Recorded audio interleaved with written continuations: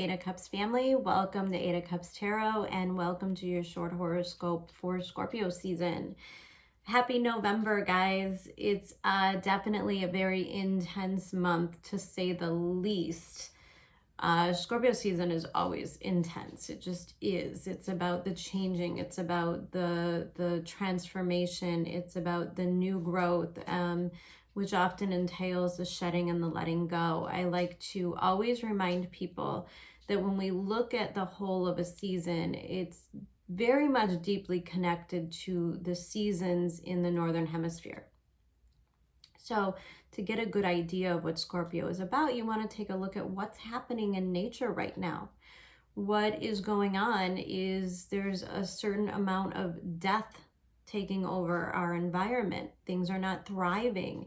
There's a lot of beauty in death, which is why if you are lucky enough to be in the Northern Hemisphere, in more of the North American regions where the leaves begin to turn these beautiful colors and everything looks vibrant and beautiful and alive, and then things start to shed, the leaves fall off and we see the bare bones of what's going on. And that's what Scorpio season is. It's the shedding so that we could see the bare bones of things. Scorpio also represents the underworld, the swamp, and oftentimes during Scorpio season, we tend to find out information that was otherwise hidden from us. Now, that could be due to a million different things, from external circumstances, other people lying to you, other people manipulating the situations, or it could just be how you manipulate or, disempower yourself in some way. Scorpio represents kind of the investigator, and it also represents, in financial terms, a reconciliation. So it's a great time for assessment. Oftentimes you look at nature, again, going back to this nature, and we tend to see the animals that are getting ready for the winter months, getting ready for their hibernation, making sure they have enough food, making sure that, and this is kind of where we're at mentally as well. We're in the preparation for winter. A lot of us are assessing our finances in certain ways as well. And you'll see this play out absolutely this month as far as the economy goes. There's going to be a lot more questions coming up, and we're going to want to get to the bottom of stuff. Why does this work that way? Why is this happening? What does this mean? You'll probably, I often see, because Scorpio does rule an investigative and journalism kind of thing, you're going to see a lot of news stories come out that could be somewhat shocking, and it could really change the way that you look at things. And I've been telling everybody, I don't care what side you're on of the political game, or if you're just completely sick of it, there's no way we're not affected. And it's probably a good idea to pay attention to what's happening with a healthy amount of detachment. And the Jupiter in Aquarius is going to help us with that. We can't be so attached to outcomes. We know that with Jupiter moving through Aquarius, and we're definitely going to know that when Jupiter starts to move through Pisces, that this is not a time for attachments. It is a time of release and letting go and understanding where we are in the bigger picture of things. The saving grace is we're moving into Sagittarius season, and that's going to be a beautiful, hopeful, regenerative time if we put in the hard work now. So end of October, most of November is going to be really getting to the bottom of our shadow work. This is going to fall in a different part of all of our charts. So for some of us, we're getting to the bottom of where we are financially. What's holding us back? What's stopping us from making these transformations? There's going to be an emphasis on our need for freedom. Obviously, as you could say, things are playing out in the collective as a need for freedom. A lot of people are afraid that their rights are being stripped from them, and that Venus and Sag, and then as Mercury starts to move through Sag and the sun moves through Sag, there's going to be a bigger emphasis on our freedom. And we have to figure out what's holding us back before we figure out how to become free of it, right? We've got to get to the bottom of these stories that we tell ourselves. And the great thing about Scorpio is that it's so deeply psychological. This isn't about like the little stuff. It's about really getting to the bottom of things psychologically. It's about allowing ourselves to be vulnerable. Now, I always say that there's always two very drastically different ways that this energy can express itself. And the lower realm of Scorpio is to be super protective, very vindictive, very secretive and private, and doesn't really like vulnerability. But these are also the qualities that it requires in order to have that evolution. And we're all clearly on this path of evolution. So if we can't be vulnerable in our relationships, vulnerable in ourselves, if we can't take those risks, then the alternative to that is that things will simply stay the same. And the fixed signs oftentimes like things to stay the same, even if they're not comfortable. However, this month, we're going to get an idea of where that comes from within us. What is holding us back? What's keeping us from making these changes? What are those old habits or those old storylines we told ourselves? What's the fear? Really, the Scorpio season is what is the fear? And if you're doing or operating out of a place of fear, you can kind of expect to be cracked wide open in this area. You know, if we want or need certain things or people to behave a certain way or to stay the same and not allow these things to change and grow, then that's where we hold ourselves back as well. And this is a moment of breakthrough for that, as we have a new moon in Scorpio making an opposition to Uranus in the beginning of the month. This happens on the 4th, and this is a really big energy for these huge breakthroughs. A lot of us are going to figure out why we do the things we do and that we don't want to do them anymore. Now, even in terms of like our diet and our food, and what are we ingesting energetically is a super big part of the storyline this month. Now, I know I just said that we have to pay attention because Scorpio season is going to demand our attention to get to the bottom of these stories. Who do we believe? What do we believe? How's it going to affect us? How do we want to change? Of course. But there's also this energy of allowing the transformation to occur. Remember, there's things we have to let go of.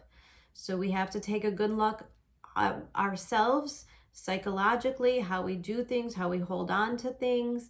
And we also have to reassess, where would we be? Would we be better off if we let some of these things go? Some of us, this is like cleaning out the closets, cleaning out the basement kind of stuff. Some of us, this is reassessing our finances. You know, there's this emphasis on that freedom, which means that we're going to want to shed some stuff so we can be freer. Sometimes fate has a way of taking care of this for you. You know, oftentimes I see in these transits, you know, you want to travel, you want to go all these different places, but you have like an elder pet at home. And these transits can come in and kind of end that storyline, not because you wanted it to end, of course, but because the universe says it's time. It's time for this phase to be over and this adventure to begin. It's not always easy. And oftentimes Scorpio energy can be painful, but it's about confronting and feeling the pain and then moving through it. It's about allowing things to end so we can create the new story. A lot of us collectively are having these stories play out in our careers and in our finances, for sure. This is going to be an overwhelming theme, especially as Venus starts to move into Capricorn. This is not a comfort level for Venus at all. Venus in Capricorn means that we've got to kind of hold back a little bit. We've got to, again, like I explained with the animals, what are they doing? They're making sure they have enough food for the long winter. And we have to pull back and make sure that we have enough resources to get us through the harder times. Some of us need our resources to be a form of faith. Some of us, it's actually quite literally financially. Some of us, it's support from other people. There's needs there's wants, and there's something in between here. And it's those necessary tools that we need to recreate this next transition phase. Guys, 2022, Jupiter moving into Pisces.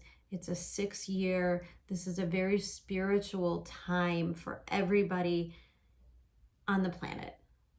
And oftentimes that means that because we have to renew our faith, there might be external circumstances that are making you really lean on it at this time. Some of us are facing losing our jobs or our careers. Some of us are facing having to take our children out of school. These are all very real considerations that are going on for people at this time. And as you could see, that all of those options can create an energetic field within us of fear. We got to look that fear right in the face and say, well, what's the worst case scenario and how do I prepare for it? What can I do to strengthen my resolve and my faith when things aren't really going my way? And what do these things mean? What do these roadblocks mean? How do we change these things? The universe wants you to change. Eclipse season is when these things become necessary. It's when the universe sweeps in and makes the changes anyways. So it's a good time to confront your fears. It's a great time to get to the bottom of the hows and whys and the whats. It's a good time to look at what you see for the future and what are the changes you can make right now in order to move toward that path. If anybody is suffering depression, and again, there's so much Saturnian energy for the past year or so, really the past several years, that we could feel this culmination and we could say to ourselves, man, I just don't feel good. I feel achy. I feel tired all the time. I don't feel optimistic. Of course, we're embodying this energy, and we're also embodying the energy of those that we're surrounded with by the news that we're watching, by, just all the craziness that's happening. Maybe it's a good time for some of us to address that, maybe by seeking therapy in some way, seeking some kind of healing dualities. It's a great time for that. It's a great time to dig into our dream interpretations. And it's also, like I said, a great time to look financially deeper into these things. And what do we need? Is there things that we could sell or get rid of in order to free up more financial money, to free up our time? Maybe there's sacrifices we can make so we don't have to work a full-time job, so that we can give more time to our creative projects, which are going to become so important in the next few months as that node moves to the very anaretic degrees of Gemini and Sag. And we have this full moon eclipse coming up in Taurus, and I just want to remind everybody that Taurus does rule the throat chakra, and it is in the second and third decans of this Taurus energy that we're dealing with between the eclipse and where Uranus is located. Now, the second decan of Taurus is Virgo. So again, mundane astrology, the things that are taking place now is quite literally changes for the way that we serve others. So you're looking at these changes with the police. You're looking at these mandates affecting, the medical service-oriented things, pilots, these are all people that, and even the military is ruled by Virgo.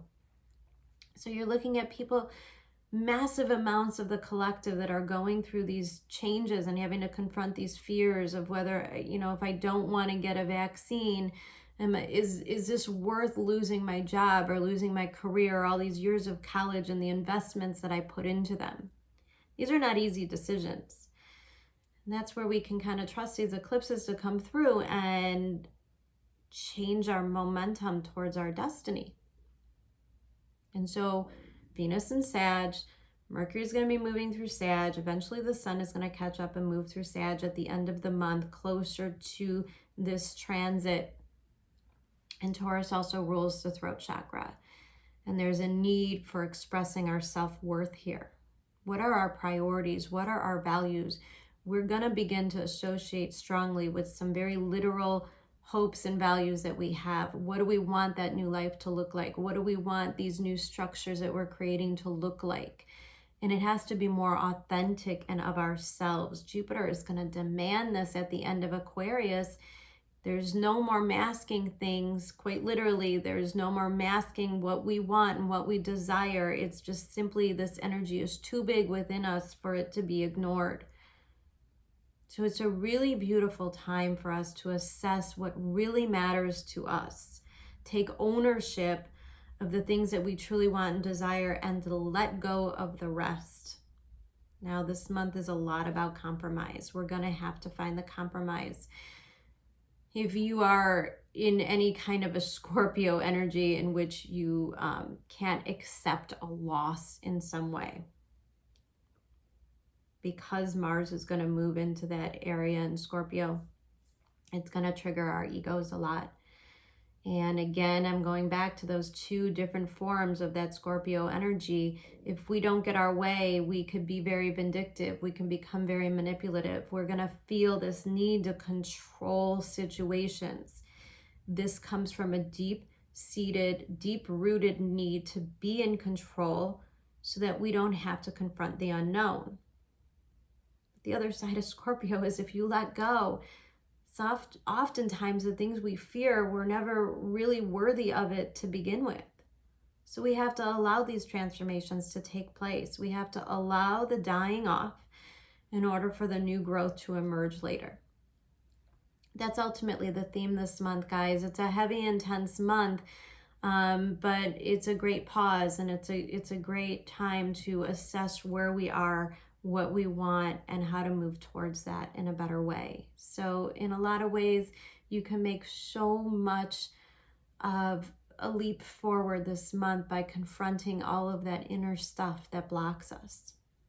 All right, guys, I do hope you have an amazing November. I hope you enjoy your November readings, and I'll be seeing you shortly. Take care. Bye.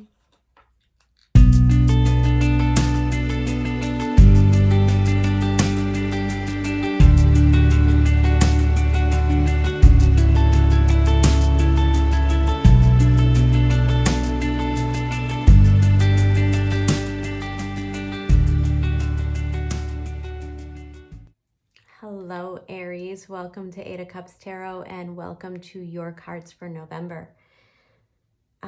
Big second house, 8th house transits, and as well, we're dealing with Jupiter kind of making its last round in your 11th house. Getting ready to move into your 12th house, and I think that's kind of apparent as the flow of this reading goes, is kind of what Jupiter is preparing for you for 2022. Which is a 12th house transit, which is a very spiritual transit for you, being in your 12th house, Aries. So there's no doubt this Scorpio season, on the emphasis on your 8th house, is the emphasis on your energy and how it is affected and how you affect other people's energy. Now, of course, on a mundane level, we're talking about money, right? Second house, 8th house, the things that you own and have, and 8th house is other people's stuff. Taxes, death, rebirth, new beginnings. It's a very psychoanalytical house, and there's a lot that we can accomplish as far as removing energetic blocks when we're in this energy.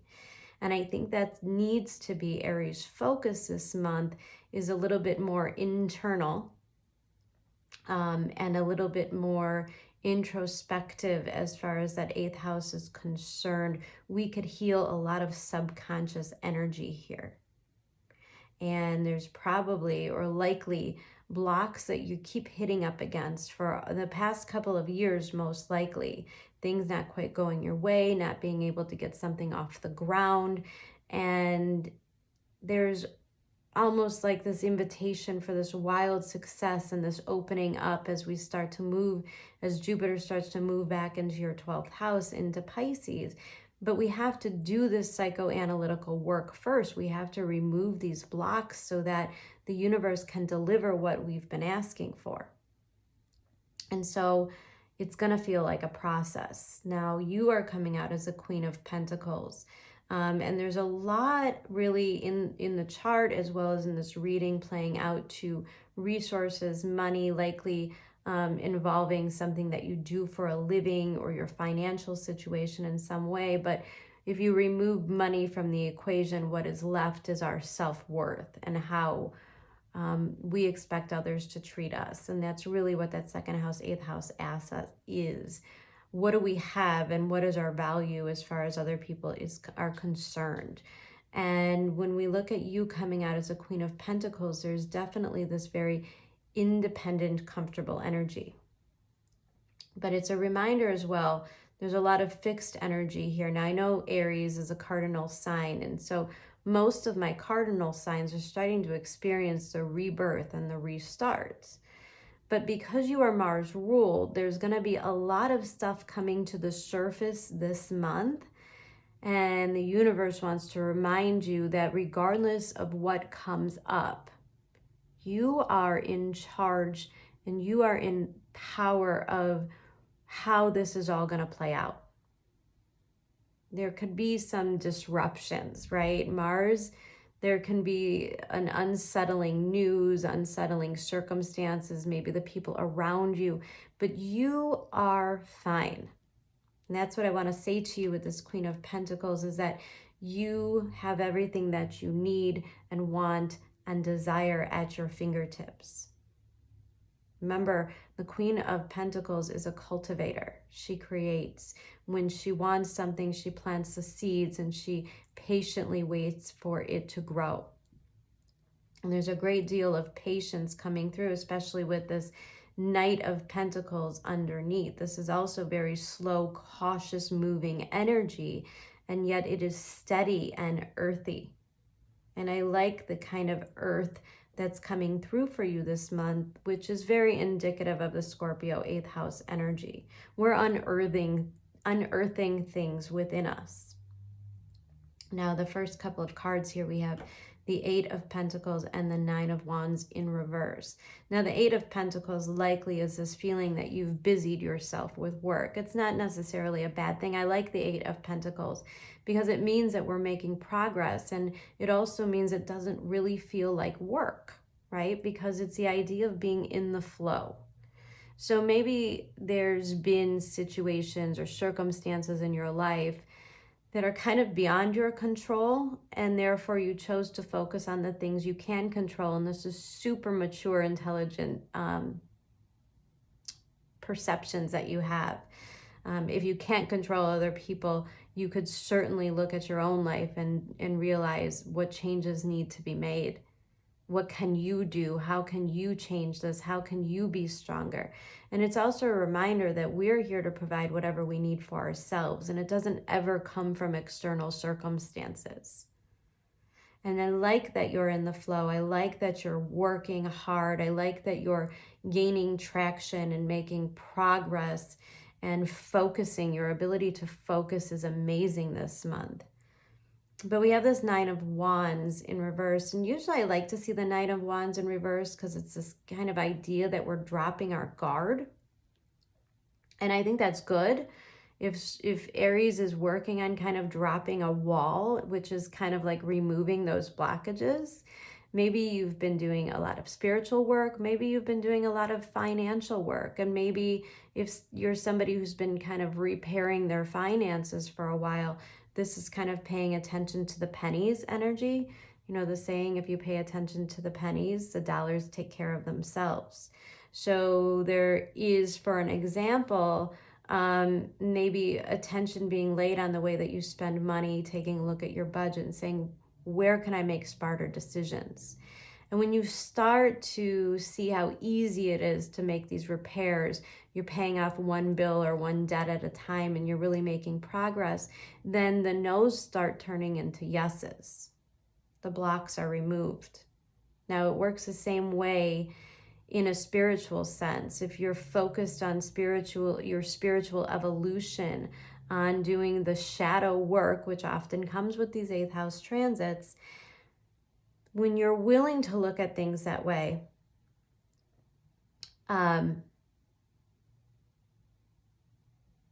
we start to make progress. And when we start to make progress, those energetic blocks are removed, and all of a sudden opportunities are able to get through. The doors start to open for us. Now what we have here is card number 39, the owl. And my fear here is, first scenario still true. There's definitely working on yourself, lowering your guard, removing blocks and letting opportunities come in. But the owl to me is a presentation, or at least a conversation of something that you need to gain clarity on. And because the owl comes out next to this Pluto card transformation and directly under this Taurus card, which rules your second house, it might be a good idea to take a look at why you're doing this work. And it's a time to be really honest with yourself. And I'm not talking about, like just assessing things, but really being honest with yourself about how you spend your time, your money, and your energy. And you have to look at, are other people taking advantage of you? Now that's kind of how I see this playing out, because the Pluto here, and it rules transformation, which means you're taking your power back, which means you've given your power away. And this owl card is either the inner knowing or even people in our lives that bring this to our attention. And it could also be where you may have been manipulating situations or not being honest with yourself about how things have been playing out, about how you've been living life. There's definitely a sense of empowerment here where you have to have these self-realizations, or you have to have these conversations. And you don't really want to kill the messenger here, right? Most likely if somebody says to you, well, Aries, did you ever think that maybe if you did this differently, or maybe if you didn't behave in this way, that these things would be easier for you? And these conversations are so important because it's an invitation to look at yourself honestly. And I would advise you to not be defensive, right? 9 of Wands can be a very defensive energy. And if you let go of those defenses and you don't take it as a criticism, in fact, you take it as kind of the universe talking to you and saying, hey, Aries, here's the secret to what you need to do next. So you want to pay attention to these conversations. You don't want to be mad that you're having them. And see, the thing is, when you're in your flow and you're doing your thing and you think you're like in this groove, and then somebody comes along and says, oh, you should totally do this differently. And you're like, what the fuck, right? But this is a moment for Aries to instead be like, I didn't look at it that way. Let me see if I can make these adjustments or go about this in a different way. Now, your environment is that of the Wheel of Fortune. And that means that you are under an immense amount of change. And because we have Pluto here, this transformation, again, representing this change, this death and rebirth energy. And especially imperative when we have the Fool come out here in the fear portion of the reading. So what happens is the Wheel of Fortune is the universe saying, let's change your circumstances. Let's make a change for the better. Let's figure out how to make life easier and for everything to flow easier in your career, your money, your love life, your friendships, whatever it is. And I love the Hierophant card coming out in all of these readings this month. He's been such a big player, and he represents that Taurus energy. And currently Uranus is in Taurus in your second house. And he is inviting you to revolutionize your life in some way. He's empowering you and giving you this inner guidance, kind of. And it's an invitation to take the higher road, to make things easier. And it's also an invitation to have faith. Now, I didn't cover this before, but the Queen of Pentacles always reminds me of somebody who has utter faith in the way the universe works, in the way that the earth provides, because she knows the process, right? She knows that she plants a seed in the dirt, and then God willing, universe willing, the rain comes, the thunder, the lightning, all the things that are needed to nurture the seed and make it grow. And so you have to be in a place of faith that where you're going and the work that you're doing is leading you in the right direction. And there might be outside sources, authority figures, people in your life that are saying to you, this can't happen this way. You have to make these changes. You have to do this differently. And you're going to ultimately have the wisdom to know and to make to know the difference between somebody that's giving you advice for your greater good or people that are manipulating you in some way for their benefit. Now, this came out a little bit in the Libra reading too. You guys are on the same axis. There's a wisdom in knowing kind of who has your best interest in mind and who doesn't. And it's really not in a place to judge, right? I say this to people all the time. You ask people for advice. If you say, hey, I've been thinking about being a realtor. And then somebody who loves you dearly and probably doesn't even have that bad of intentions, but they say to you, that's not a good idea. The market's not good right now. You'll never make any money. I wouldn't do that. But there's stuff kind of in between the lines there with these people. And it's not that they don't think that you could succeed. It's not even that they truly believe, because if you're meant for something, if you truly want and desire something, it's because most likely it is a part of your path. It is a part of your destiny. And I always get so irked by people that just kind of half-heartedly give this advice. Oh, don't do this, don't do that, don't follow this dream. I don't like no. Okay, I have Uranus on my midheaven. I'm not comfortable with it. But what they're really saying is, I don't really want you to change because that means that my life is affected in some way, and I don't really want to deal with that right now. It's human nature. It's our ego to keep ourselves safe. And when the people in our environment, the rocks, right? Like you are coming out as a rock for a lot of people, providing for a lot of people, being dependable, trustworthy, and loyal. And the question is, do the people that you are extending that loyalty to truly deserve it? Or do you need to do things your way? And I think you might get a taste of both situations this month. I think some people are going to say some things to you in which you have to say, oh my gosh, I never looked at it that way. This might be something I need to do. This might be something I need to solve. This might be something I need to heal. And then some people might manipulate you and try to keep you where you are and help make you resist making these changes in your life because they don't want to do the work. Because they know that if your priorities change, then they're going to have to take on their own stuff too. And so there's a feeling like some people are going to need to be accountable for themselves, and you're going to need to be accountable as well. And most likely there's a give and take between this energy, and you might be the one delivering this news to some people, but remember, you are a channel. And in your fear, we have the Fool card. This is your card of Aries. And I often look at this Fool and I think to myself,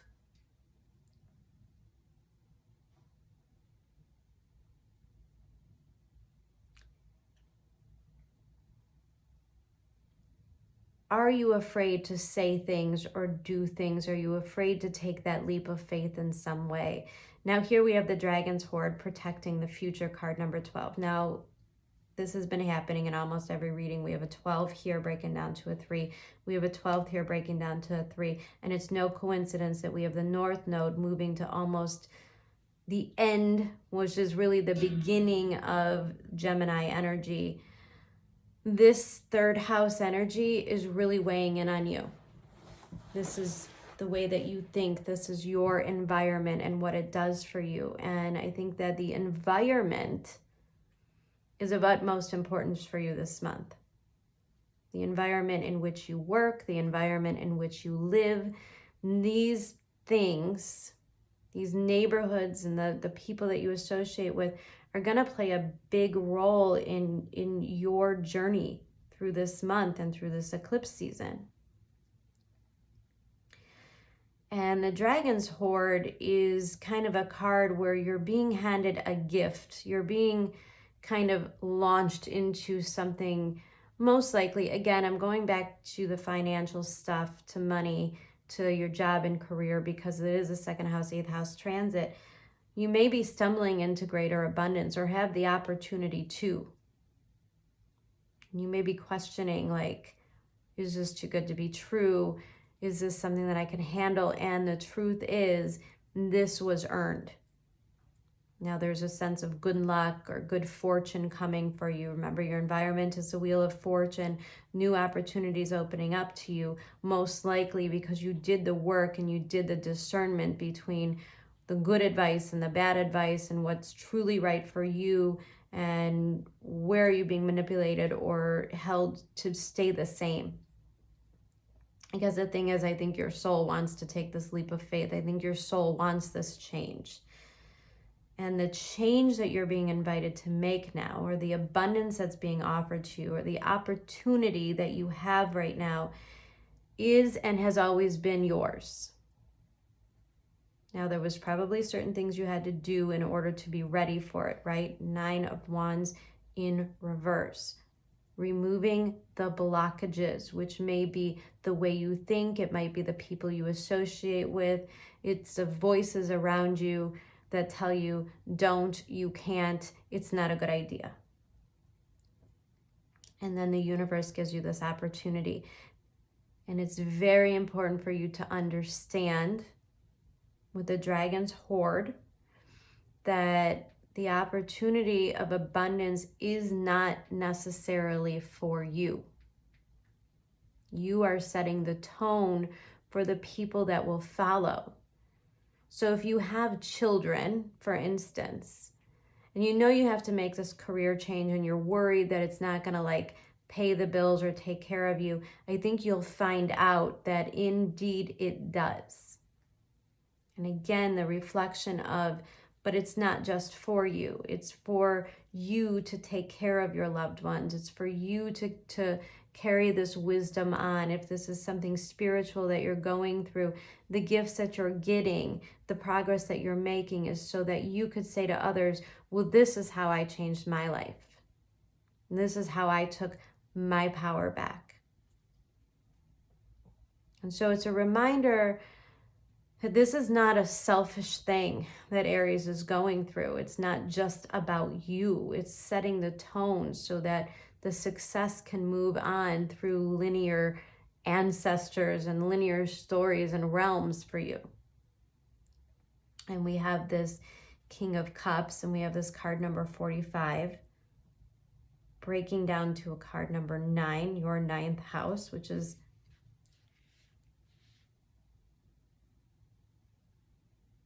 I'm sorry, I totally drew a blank there, which is Gemini, repairing the veil and forgiveness. I'm sorry, Sag. And the 9th house always brings expansion. And the way to expand is through the forgiveness. And it's not about holding grudges. Now, the King of Cups, Scorpio energy, oftentimes we think about Scorpio and one of the first things we see, which is a lower form of Scorpio, is holding grudges and resentments, right? Piss a Scorpio off and they will carry that grudge forever. But truth being an evolved Scorpio, which this reading is all about the evolution, somebody who's grown spiritually, somebody who is not on that axis anymore, then that Scorpio transcends the manipulations, it transcends the negativity, it transcends the pain and disappointments, and it turns it into power. And the only way that you can do that is through the act of kindness and forgiveness. Repairing the veil also means that if there are people in your lives, like I said, that are manipulating you or trying to get you to not make these changes or trying to get you to do life in this certain way, the things that bother you about that situation is also mirroring something that's inside of you. Oftentimes what happens is somebody says out loud what we've been harboring within us this whole time. And it's so silly. Like somebody could just say, I mean, like, I don't know who would say this, but if somebody were to say to you, hey, you've been putting on a lot of weight. Like, it's totally rude, right? And you start to think like, why would anybody say that? Why would they said out loud what you've been sabotaging yourself with in your mind? And when you look at life from that perspective, you don't hold resentments and you don't hate that person for saying that stupid thing. Instead, you say, that was a message from the universe. If I don't like other people to be mean to me, why would I be mean to myself?